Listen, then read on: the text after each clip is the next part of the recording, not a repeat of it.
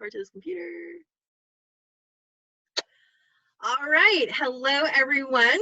This is Jacqueline Hanna with Food Co-op Initiative, and this is our COVIdeo series. And we're excited to have with us today Heather Lazickas of Seven Roots Group to share with us about the topic of how do we talk to people, how do we talk to owners, how do we keep communicating during these times as a startup food co-op. And she's got all sorts of ideas for you, thoughts on why and how we continue to communicate. So we're excited to have Heather here today, and we're going to jump right in with Heather from Seven Roots. Thanks for being here, Heather. Hello, thank you. Thanks for having me. Yeah, so that is exactly it. Let's see. So the title today is People Like the Internet and Other Reasons Why Right Now is the Time to Get Your Message Out. So yeah, not even just like, how can we? Like, why should we right now? And how can we take advantage of this opportunity? So we're going to hit on that. We're going to focus primarily today on how to generate interest and raise the profile of the co-op during this time.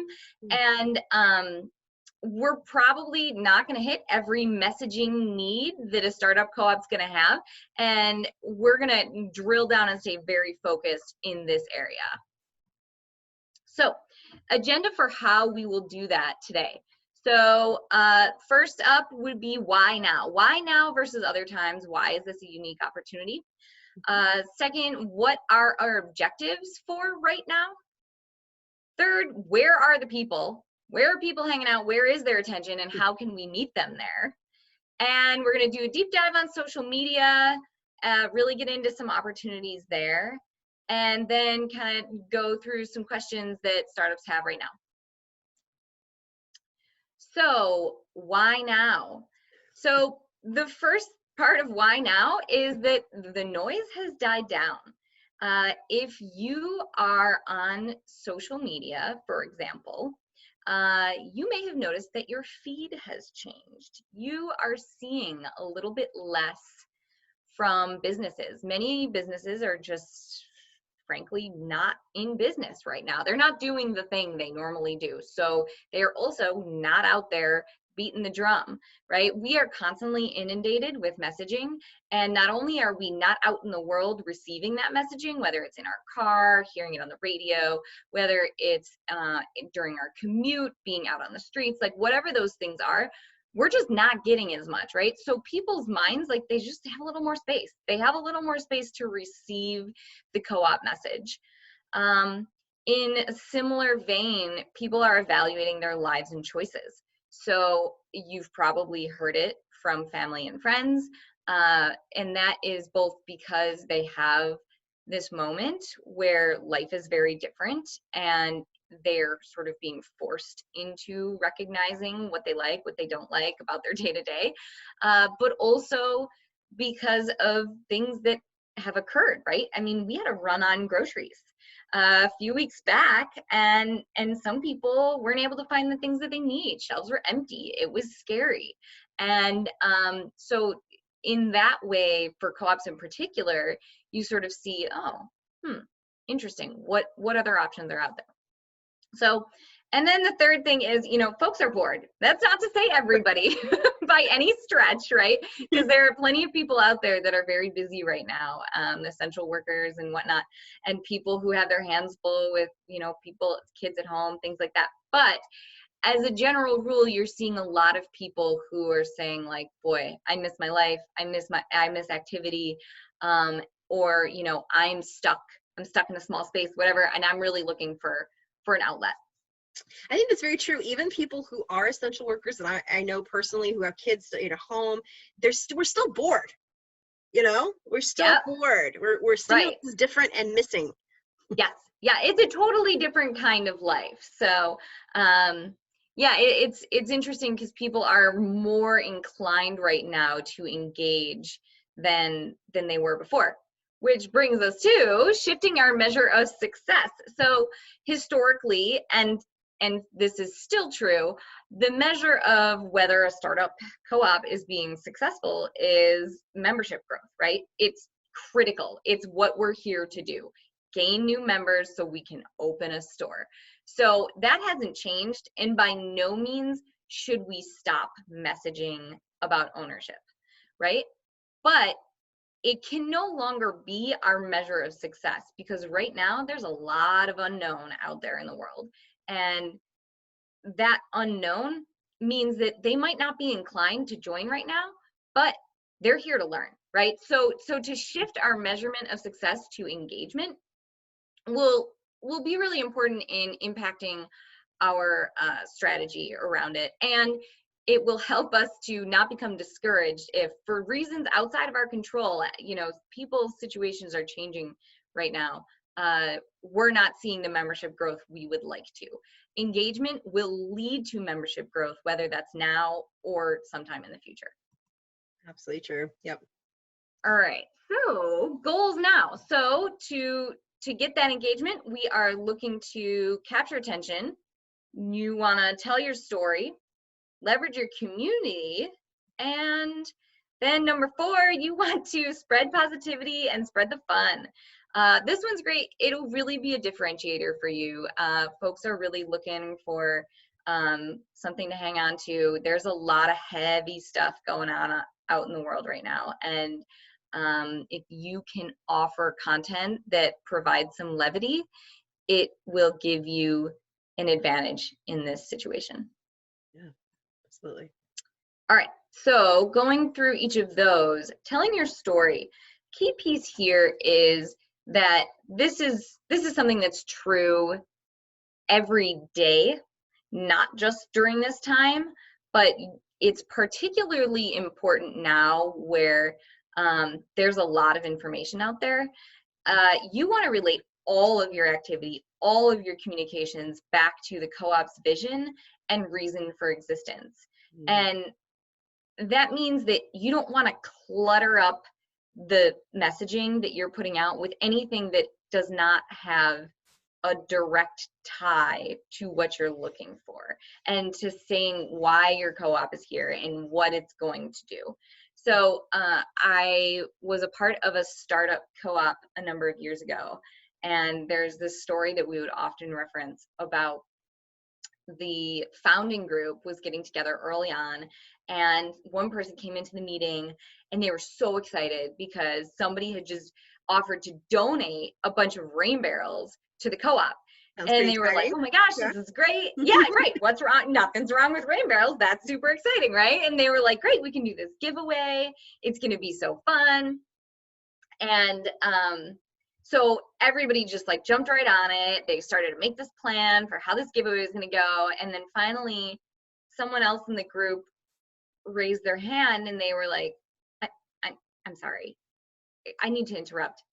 I thought we were starting a co-op.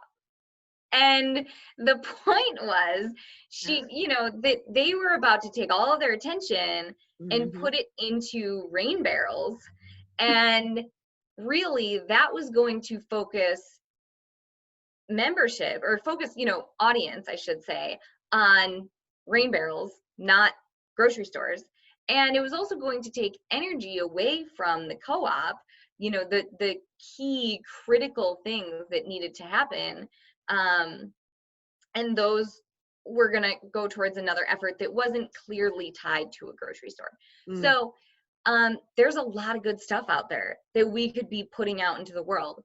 But if it doesn't have like a very clear impact on where we're trying to go, just don't do it. There's so much confusion around the co-op model that if you stray, it will just create more confusion for the people that you want to understand what your co-op is all about. Yeah, I mean, if I've worked with co-ops that are 50 years old, and there are still people who, kind of come to their doors and peek in and say like, am I allowed to come in? Right. Right. We've all those who've run established co-ops have seen it. Yep.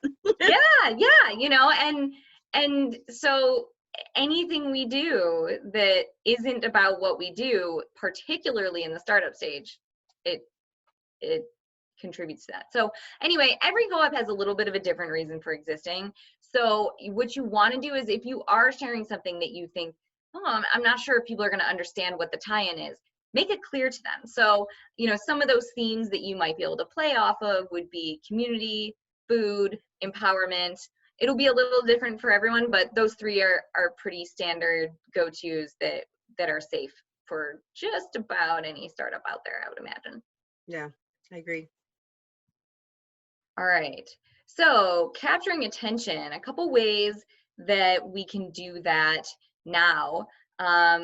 Give people something to do. So if we can put something out there that'll pique people's interest and say like, oh, that sounds kind of neat. And we'll have some suggestions in a little bit as to what those might be. But that helps because, again, there are a lot of people who, even if they're busy people, they still are looking for something because it's a lot of the same right now. So meet folks where they are already. And what that means is don't make it hard. So if there's a message, for example, that you could convey on Facebook, don't make people click through to go to your website, right? They're already on Facebook. They're seeing the thing. Just put it out there, right? And so, and that goes for many areas. And again, we'll talk about that more in a moment as well. And then the last one is to be light, give people hope. We talked about that people are looking for something to grab onto right now. So can I ask you a question real quick? Because some of the responses sometimes I think startups are struggling with right now about that part, about, have fun, give hope. And they say yes, and they go, but, lots of bad things are happening, and we don't want to sound like we're not respecting that. Can you just talk to that for a minute? Yes. Because we did talk about this a bit, which was, if you're in a hot spot right now, much of this just may not apply to you, right? So if there is like a very grave situation happening in your community, it's possible that none of this is appropriate, and you are going to be the best gauge of that and to know kind of like what's the situation on the ground. So there's that piece, right? So that's one disclaimer. But otherwise, I think balance, and it's that balance of sort of recognizing, I think publicly recognizing that it's a tough time to put light things into the world, and then saying sort of, we're going to try it anyway, because for those of us who are trying to get through, like, we want to create energy and create hope, and this is how we're going to try to do it. So you might say like, thank you to people who are on the front lines and this and that. For those of you stuck at home, here's a good way to entertain yourselves while, maintaining appropriate distances or things like that, because it really sort of then leverages the right behavior as well. So it's almost like trying to help with the cause. I like how you're saying, like, so don't ignore the moment, speak to the moment, acknowledge the moment, and have fun. And that if you do both in one, it doesn't sound like you're ignoring reality. Exactly. I think that's a great way to put it. And I think that sincerity will go a long way too, because the other thing that's interesting about what we offer, and we offer this all day long, every day, whether, again, pandemic or no pandemic, but as co-ops, we are people connecting with other people. And that type of authenticity is really rare in business, right? We see a lot of very curated messages, stuff that's really cute, really catchy, obviously, designed by an ad agency, a professional. Right. And I think that if we can be professional and be interesting and relevant, but also have that measure of authenticity, folks really latch onto it because it's rare. I like that. Okay, thanks for answering the question. All right, let's see, where are we? Okay, so capturing attention. So we know a lot of things that we are not doing right now, right? We are not commuting, most people. We are not touching each other. We're not going to events. We're not, there are lots of things that aren't happening, and lots of those things are things that, maybe would have been opportunities for the co-op before or in normal times. So now it's up to each of us, if we're thinking about how to leverage the co-op now, it's what are people doing in your community? So in my community, I'm seeing lots of people are staying home or around town, right? They're sticking in their neighborhoods, which also means they're paying a bit more attention to kind of what's going on right in the neighborhood because they don't have other places to be. They're ordering takeout, and lots of people are walking, right? Lots and lots of walking. I think that's kind of a norm. So thinking about that, the goal here is to leave with some ideas, right? So I'm hoping that some of these ideas will feel like, ooh, yeah, I can just grab that and take it and run with it. And then maybe some of these will inspire folks to think like, ooh, that's kind of a neat thing. I could adapt that this way to fit with, our co-op. Absolutely. So some of these, starting here, we'll kind of run through some things, talk about options for, how they could work or how they could be adapted, and hopefully it'll provide some inspiration. So first off, for folks that are staying home, things that you can do sort of like in your neighborhood directly, not necessarily virtual efforts, is lawn sign campaign. So these have been around for a while. Right? I'm sure that that people have seen them, but if first of all, a co-op, if you haven't done one in your co-op, or if the lawn signs are a little rough, or you have a lot of new owners since your last one, or there's a new message, this might be a time to see that happening again. And again, it's an easy no contact way to get a message out. Yeah. But it's also high visibility. And I think it's especially high visibility right now because people are paying more attention to what's happening around them, so if they're out doing that walking, right? Like I've seen all these memes online of people, saying like their dogs don't even want to walk anymore and stuff like that, right? And so they're going to notice, they have like a heightened awareness to what's happening directly around them. Chalk the sidewalk. So this is a similar concept to the lawn signs, but the idea is it's even easier, even cheaper, right? You could put out an email to member owners or a call on Facebook, whatever it is, and say, hey, put out a short message about the co-op, brief, very brief, that part's important, and then put the co-op's website at the bottom, right? Throw it on your sidewalk. And I know if it were me, if I'm walking around town and I see even 2 or 3 of those and they both have the same website, that would pique my interest. I'm seeing a lot of chalk art out on the sidewalks in my neighborhood. Very the moment. Yep. Yeah, right. This is our time. So that's another option. Work with schools or some other organization on meal distribution. So right now we're seeing a lot of groups out there that are getting food out to folks who can't get it for themselves. And we are also seeing this shift where there are some people who have newfound time on their hands. So if, for example, you had some people associated with the co-op who might be interested in doing some volunteer work, you might be able to say, hey, we're going to partner with this group and offer this service to the community, right? So it paints the co-op as a food organization, it paints the co-op as a community organization, and it just does good things, which is what you exist to do in the first place, right? So, and then there are, you could take it, they could wear co-op t-shirts while they're doing it. Maybe there's like a press release or something that goes along with that. Again, we're just heightening awareness of the co-op as an organization and an organization for good. I love you mentioning the press release because, guys, I've seen you out there doing some great work. There's some co-op that was doing a mask making drive. Their owners are making masks. You're doing all this, and you know what you're not doing? You're not writing press releases. And that's that co-op thing again. Like, well, we don't, it's a moment. Like, it's okay to tell the story of why the co-op makes the community a better place for everyone, and especially at a time like this. Am I right? Yes. It's so true. Right. We're really hesitant to toot our own horns, right? Because that's that whole cooperation thing, right? Oh, we're gonna spread it around, we're all in it together. But the fact of the matter is that our competition will always be professional grocery stores, right? And they are not skipping a beat to get the good news that about the things that they're doing out there, right?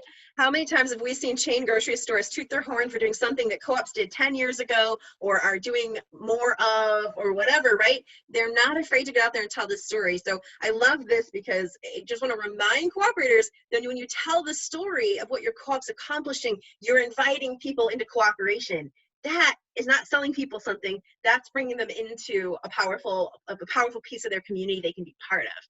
Yes, yes, yes. Oh, it's so true. Well, and everybody will connect with the co-op for a different reason. So giving people multiple reasons to find the co-op interesting, you're doing them a favor, like you said.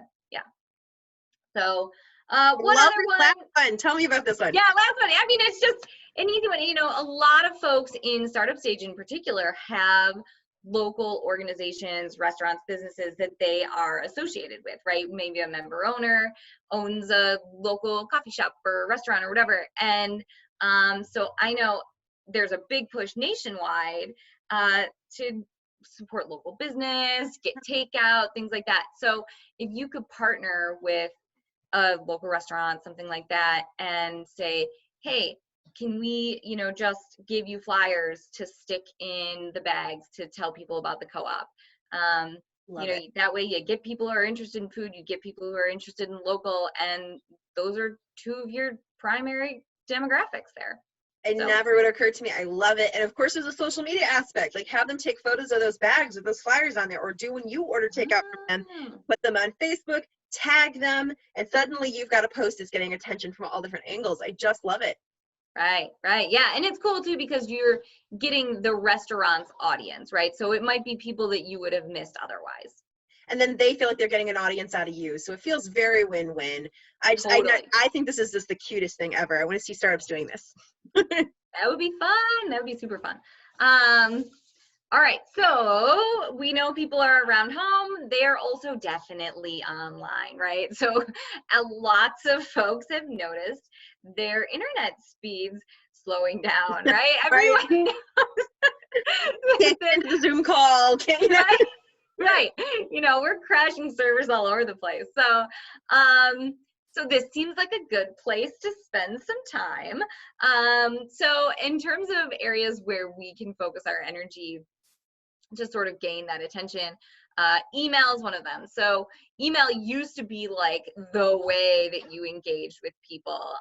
It's, you know, now been somewhat eclipsed by social media, I think, but this is a great time if you haven't done it before. You know, I know that the volume of information coming into my inbox has slowed somewhat, right? In terms of finally slowing down. Yeah. So now is a great time to sort of say, all right, now we're going to get in touch with people. If your co-op has capacity to do it and do it well, this is a great time to give it a shot. So secondary, you know, or second thing would be website, you know, just make sure it's up to date, make sure it's looking good, because hopefully if we're successful here, you're going to be generating some traffic, and you want to make it clear to people what you're doing, what you're all about, and how they can join, right? So this is another good place to, if you've got volunteers and they have website or communication skills, maybe a good place to put a little energy. So and then the last one is social media. And that is bright green here because this is the place. Green light, go, do this. Yeah, do it. So so I think, you know, there are obviously lots of ways to engage on social media. And really, again, the key here is that we want to engage with our audience. So there's a lot of passive information everywhere all the time, but right now there's a lot to read, a lot of articles, a lot of things, but as much as we can engage with people, that's going to be our best bet to kind of seeing more interest in understanding around the co-op overall. So in terms of how to kind of gain interest, be relevant, be interesting, right? Don't share everything you see.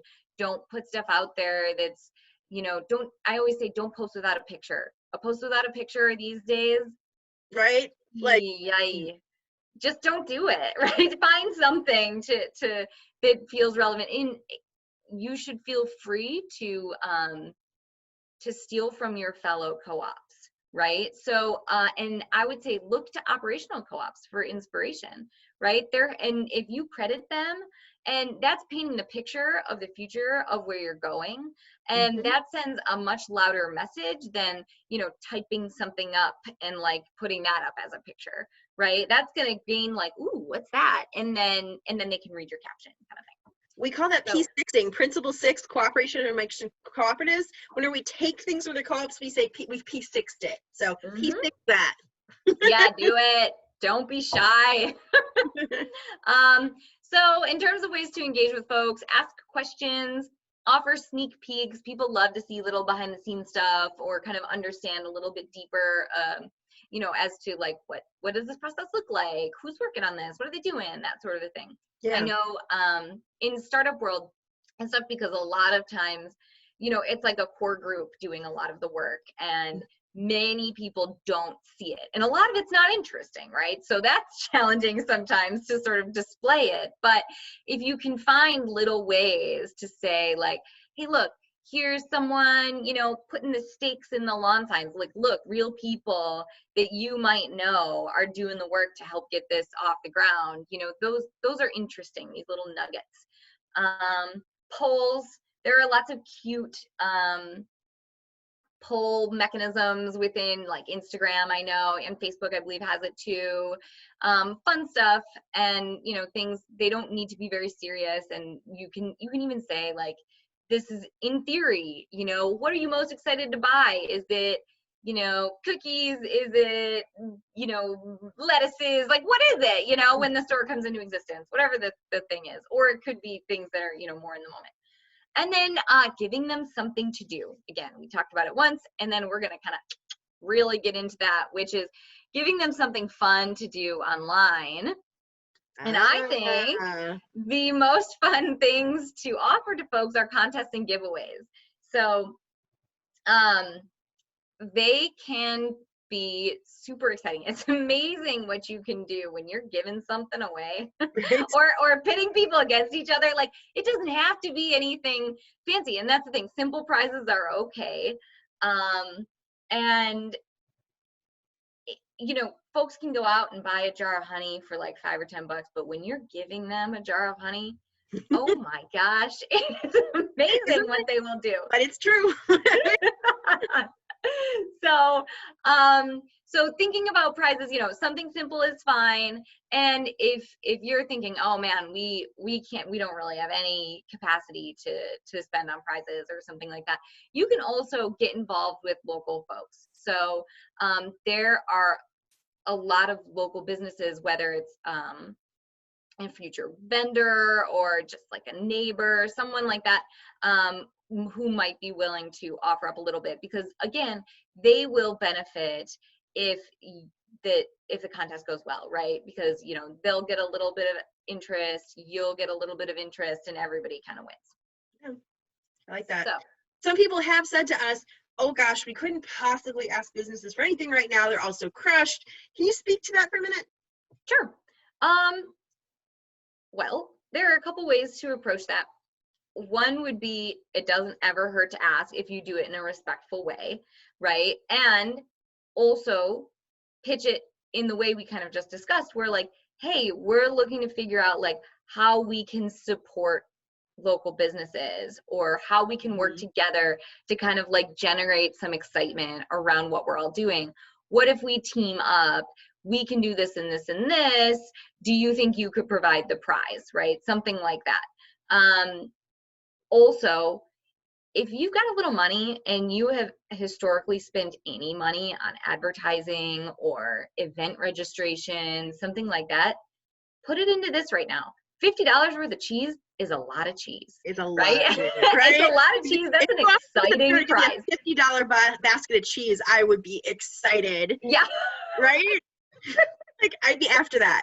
Right, exactly. So, and when you think about like what advertising costs, I mean, small town papers, it's $300 for a small ad, and And that doesn't even speak to larger areas that are more dense and things like that. So when you're looking at your expenses and thinking about what your ROI might be, it might sort of click that like, oh, maybe we can afford a little bit for something like this. Totally. So, like that. Yeah. All right, so we're going to talk about a couple different ways you might do a contest or a giveaway. First up, we will talk about photo and video contests. So basically what you would be looking for here is you're looking for people to make a video or submit a photo that illustrates something, right? And you're going to decide what the something is. So have them show off their favorite quarantine meal, share their stockpile. That one might be a little dated, right? At this point, people's stockpiles are probably dwindling. Let's see, a dance or a lip sync video to a food song, right? Like how fun. Somebody had suggested at one point too, talking about this idea that someone could write their own food song, right? To like change the words, like almost like a Weird Al kind of riff on food stuff, food songs. Food art. So again, this is where we might be able to get into some of these where people are at home with bored children. I mean, lob a challenge like this their way and kind of say like, okay, here you go, try it out. And then they can enter those submissions. Print your own coloring contest. So there are a lot of free coloring pages out online, and those could be provided. People could download them, print them out, hand them off to kids or adults for that matter. Slap your logo on them though. Yes. Oh yeah. Seriously, get your logo on them. Yes, thank you. And then have them, put those up, and someone could judge and choose some winners for the coloring contest. Same goes back to the chalk theme. You could just have folks, send in pictures of their food chalk art. And this one would be kind of a little bit more dense, but if you had somebody with some passion around it to help kind of facilitate something like this, would be really fun. A quarantine cooking challenge. So whether it's, ingredients or recipes or something, come up with some sort of theme or challenge, and then have folks kind of jump in to do it. This is our new reality, right? We're cooking more than we used to cook as a general rule. And some people are finding that they're really getting into it. They're learning a lot. So this could be a way to engage with folks while they're at home. I've seen so many posts about people don't know what to do with all the canned beans they bought. So think yeah, so it's the bean challenge. Yeah. Oh, that's great. So here's an example of this. The Getty Museum in LA, they put out a call and asked people to recreate their favorite classic works of art with whatever they had around the house, and then put their photos and share them. So right here you'll see where they put them side by side, and people just kind of like did these fun things. So they got a great response, and you're seeing kind of organizations do stuff like this. So if you can come up with something that feels fun, folks are out there, they're game to play. All right, so in terms of execution, we'll just kind of hit on this quickly, but the number one thing is you want people to enter a contest like this by posting their entry on their feed or page, and then tag the co-op. And the reason you want that is because you're expanding your audience in a huge way, right? So you've suddenly gone from, hey, we posted about this contest and the people who follow us, a certain portion of them learned about it, to everybody who decided to enter or engage with this contest, they posted about it and their whole audience learned about it. And so suddenly that just gets like huge, right? And also the more people who are tagging you, the higher your information and content will show up in the feeds of other folks. So yeah, it'll impact the algorithms that sort of determine how frequently you are seen by the people who are engaging with these platforms. So So yeah, don't have them respond on your page because that keeps your impact very small. Have them tag you. And let's see, announce this everywhere. So, you know, you're going to host this online or on social media rather, but email it out. So if you're emailing, send it out to your list, or say maybe there are lots of papers and media organizations that would share like what to do around town for the weekend or whatever. And that was before we all lived this life where there was nothing to do. There are no events to share about. And so maybe this is the type of thing that you could share with them so that then local folks are spreading the word about your contest. So, and then a third thing is that you are then going to share all of these entries on your Facebook page, Instagram stories, all of it. So you're getting people to see it when they're posting it, so their audience is seeing it, and then you are generating more future content for yourself by taking it and sharing all of these things. So that'll just build more momentum as you go and show, hey, look, these people are participating. Oh, wow, look at how much fun they're having engaging with the co-op. You should do it too, you know, and it just kind of, it just builds. Nice. Yeah. All right, so giveaways. So giveaways, again, this one is more straightforward. You're asking people to do a little bit less work. You're just kind of like giving stuff away. So you will have them do a little bit, which we'll talk about next, but a few ideas for this. My favorite way to do this, like we talked about a little bit, is to team up with someone local. So that could be a local business that is totally unaffiliated with the co-op and will not be even when you are open, aside from just general neighborliness. But also it could easily be a potential vendor. So a bakery, a farmer, you know, a pickle maker, like whoever it is in your community, right, that might have some momentum. These folks, again, it's a mutual benefit and it's exciting, especially now. Giving away, if it's food, is especially exciting because we don't all have access to all the things we're used to having access to.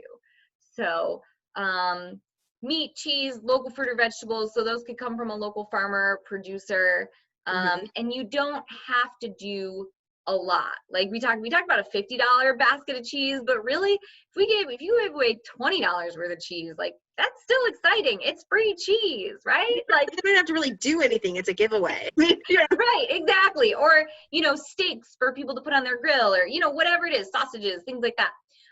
If you're doing local fruit or vegetables, I'd recommend going a little bit bigger with that, or sort of themed, meaning, you know, give away a basket of peaches, or give away a salad basket kind of thing. Don't give away a head of lettuce. So, you know, just kind of make it match what we're doing here. Baked goods, pie, a dozen cookies, bagel pack, that kind of thing. Honey or maple syrup, things like that. Wine or beer if you teamed up with a local winery or brewery. That's nice. Never unpopular, particularly in times when people are looking for, you know, a little break from reality. So pizza party for you and two friends, right? If you could team up with your local pizza place, you could do the same thing with a taco party, or, you know, whatever it is. So CSA share. So that one's kind of a bigger ask, but maybe you've got a local farmer who's really invested in the co-op, and that's a big one, right? So maybe you make that a little harder, or you make the entry period a little longer if you have a bigger prize. Nice. Oh, more giveaway stuff. So this is just like, you know, things you could give away that aren't affiliated necessarily with somebody else. So co-op swag, we all know how that goes. So anything, you know, it's exciting because co-op swag goes out into the world and you're getting advertising. So there's a benefit there. So pooling resources with another group or organization for a larger giveaway. I know I often receive things that, you know, particularly I seem like I get these travel ones where a hotel, a city, a couple local restaurants and an airline will all team up, and they'll offer this weekend giveaway or something. Right. And that feels really exciting because they all have given a little bit, you know, like 2 flights, which for an airline isn't a whole lot, and, you know, all these other people, but then they get all of this attention in return, and it feels like a really big prize to the people who are going after it. So that might be something to do with local folks in your area. Family dinner, so working with a local restaurant or a caterer, season pass to a local park, garden, or museum. Again, right now we're limited in the things that we can do. So it's very possible that if you're scrounging for prizes, that the prize might be something that's really most relevant in the future, not right now. And that's okay, because people are looking for something to look forward to too. Yeah. This is an example of a giveaway that is happening in my town, or is it a giveaway? Yes, it is. It is a giveaway. Sorry. It's that they are hosting a marquee message contest at this local movie theater, and so they're inviting people to offer suggestions for, you know, what they can put on their marquee. What they put on the sign. Got it. Yeah. And then they just enter everybody in to win. Someone's gonna win like a year of free movies. Right. So again, it's a thing for the future. It's cute. Also, it's getting them attention, right? So I pulled this, and this is a little shot from the local news, or the regional news, I should say. It didn't just stay like super local, because people are excited. There's fun stuff happening, and the world is a little dark. So folks are really latching on. I love the point too. I'm gonna drive that home again. The media really is looking for things to cover that will excite people, that's fun, that's silly. Like, don't lose that opportunity. Yes, totally. Yeah, that is the thing about the media too, is they try to cultivate relationships because they have slow news days. You know, outside of now, even they have slow news days, and they are gonna kind of look like, hey, what's going on with you? You know, they're looking for these things. So it's not just about us being like, oh, please, will you come cover me? You know, I'd like some attention. It's a two-way street, because they are also like, yeah, we gotta fill time every day, you know. So yeah, absolutely, I agree. All right, so a bit about execution there. Again, visually represent the prize. So you want to, all the content that you're putting out into the world, you want that to be of professional quality. Our competition, again, is professional advertising. And so when we are messaging, we need to keep that in mind. We don't necessarily need to be slick, but we do need to earn the respect and the attention of our audiences by being professional. So as much as you can engage with, you know, volunteer resources, or, you know, maybe you pay a little bit to get yourself to a point where you're looking kind of pro. So anyway, visually representing the prize, natural light for photos, or professional quality graphics. So if you can get a picture of a prize, that's your best bet. If it's not something that you can represent with a photo, go for, you know, some sort of graphic. Again, make entry benefit the co-op. So you talked a lot about this. That was great. Yeah. What's that? You've talked a lot about this, and I love you're driving that home again. Yeah. Cool. Yeah.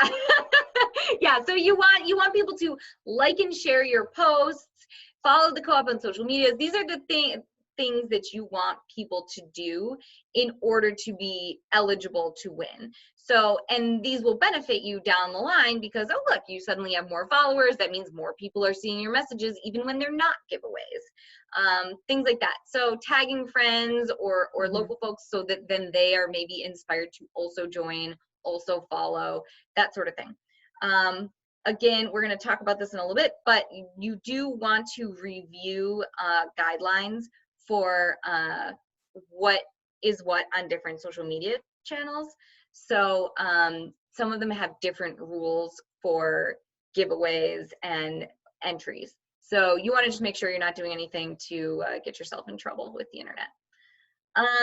Let's see, like every entry as they come in. So again, that'll just kind of boost you up in those algorithms the more engagement you have. the higher you'll go in the feeds. And when you announce your winner, again, you're looking to generate more content for yourself. So announce the winner as its own post. It's just another thing to say. And whether people were involved in your giveaway or not, then they will see. It's another opportunity for them to say like, oh, look, the co-op did a giveaway. Oh, that's kind of cool. Too bad I missed out on that. I should keep my eyes out for next time. Excellent. All right, yep, so those are those details about giveaway posts, photo of the prize, start with giveaway, details of the prize, instructions for entering, deadline for entering, details of the prize distribution. This is for your reference. Again, there's certain stuff you gotta include. Take a look and make sure that you're following the rules before you put it out there. Facebook prohibits the requirement to tag to enter, meaning I can't say, hey, Jacqueline, I can't say I'm going to tag Jacqueline and that's how I enter into this contest, right? Facebook they used to allow that, you'd see it, but not now. Right, yeah, Instagram still does for the moment, last I checked. So just check it out. If you Google it, there's lots online. All right, so last piece here, and we're wrapping up, is leveraging community. So everything we're talking about here is an effort to expand and deepen your co-op community. So you're going to do that with the folks that you're there on the ground with, right?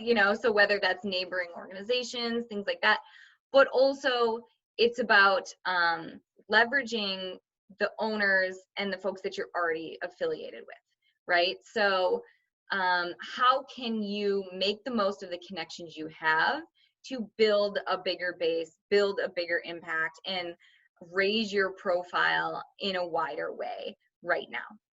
So that's really what we're going for with some of these efforts. And if we're really strategic about it, it becomes a simple math problem. All right, so back again to the goals, just to wrap this up. We are looking to capture attention, tell your story, leverage your community, and spread the positivity right now during this global pandemic time. Excellent. Well, I have one question. I made her put in the slide because I wanted to come back to one question because you've covered so much here. But one thing that does concern me that I'm seeing with some startups is they're trying to do all of it. And I think to test it out at first and see what works for you, but any thoughts, advice on how much is too much, how much they should focus on one or two efforts? Like, what are your thoughts? Sure. That's a good one. I'm thinking here.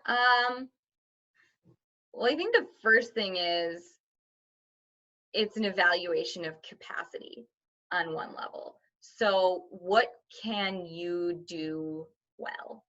So if we're doing stuff and we're getting excited about everything, it's easy sometimes to like jump from one thing to the next thing to the next thing. I think right now we do have the advantage of people being able to pay attention, but there's also, the old adage will remain true that folks only see 25% of what you put out there, or only hear 25% of what you say, right? And so making sure that if we're going to do something, we're going to run this contest, run it for long enough. Make sure you give people enough time, not too much time, but give people enough time to enter, and make sure you beat the drum hard enough and put it out there. So I would say figure out what you can do, what you think is going to actually get you the most, right? And by that, I mean the most engagement. Or if, there's something really exciting and you think it's going to generate membership, the most membership. And then really hone in on what you can do well. And then maybe take a step back, see how it went, evaluate, and move on to the next thing. Trying to do it all will be a challenge. And I think that it would probably set folks up to not see the kind of impact that they're going to want. That's great. Well, thank you so much for joining us, Heather. Thank you. If people want to reach out to you later, this email here? Yes, please. Yep. Yeah, that's where you can find me. Thank you so much for having me. This is great. This has been great, and this recording is going to be available for free through FCI. And make sure Heather Lazickas is with 7 Roots Group. You see that name there on there, and they offer all sorts of support services around marketing, branding, rebranding, and so forth. So if you have more questions about today or how she can help you with other things, reach out to Heather. All right. Thank Well, thanks you. so much for your time today. All Bye. right.